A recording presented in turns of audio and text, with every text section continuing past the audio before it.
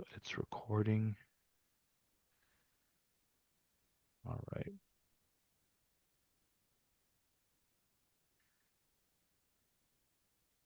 Okay. Good evening. My speech has to do with ethics in business. In June of 2020, the financial world was rocked by the collapse of Wirecard, a company once valued in the billions. $1.9 billion had vanished, exposing a long-standing fraud built on false reports and oversight failures. The result was a catastrophic loss for investors and employees alike. This example shows why ethics in business is not optional. Whether in business, healthcare, or public service, ethical decisions shape trust, success, and public confidence. A paper in the 2022 edition of the Journal of Business Ethics revealed that enterprises maintaining robust ethical practices obtain satisfied workers who remain loyal to their customers and have less court involvement. This is according to Storm of 2022. Through my studies in business leadership and analysis of real-world case studies, I've come to understand that embedding ethics at every level is not just ideal, it's essential. Now, ethical businesses practice drive long-term success by building trust, retaining loyalty, and managing risks effectively. Now, what are the costs of unethical behaviors? Unethical behavior is widespread. A 2021 survey showed over half of employees witnessed misconduct, and many faced heavy backlash for reporting it.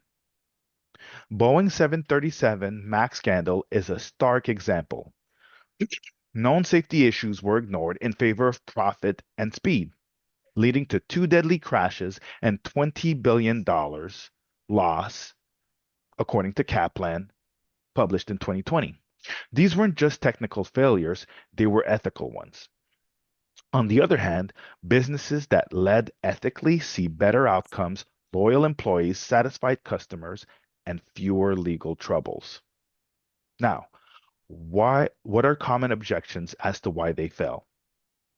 Ethics limits innovation, right? That's one of the objections that's thrown out.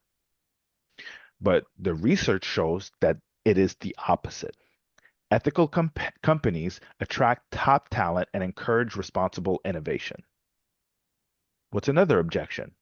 Following the law is enough. But legal compliance isn't the same thing as being ethical.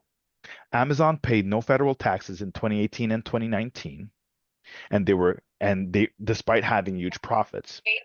Were were they legal? Yes, but they were widely criticized for that behavior. Now, what's a third objection? That customers care more about price than ethics. But that's not true anymore. Studies show that Gen Z values ethical business behavior and lets it guide their purchases. Now, what's the path forward? How do we build ethical workplaces? We're going to prioritize transparency, honesty, and accountability. We're going to protect whistleblowers, let leaders model integrity, and we're going to support companies like Patagonia that make ethics part of their brand. Right? So, what are the action steps that we're going to take towards that goal? Well, we're going to take ethics and leadership courses. We're going to support ethical businesses with our money and our voice.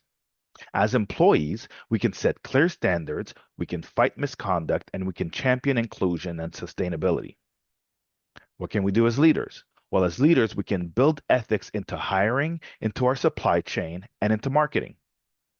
So, in conclusion, unethical actions cause immense harm, both financially, reputationally, and personally. But when ethics guides decisions, companies thrive. You don't have to be in charge to make a difference. Every role holds that power.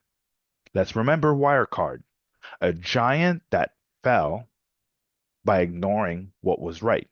The question isn't whether ethics are worth the cost, it's whether businesses can survive without them. Thank you.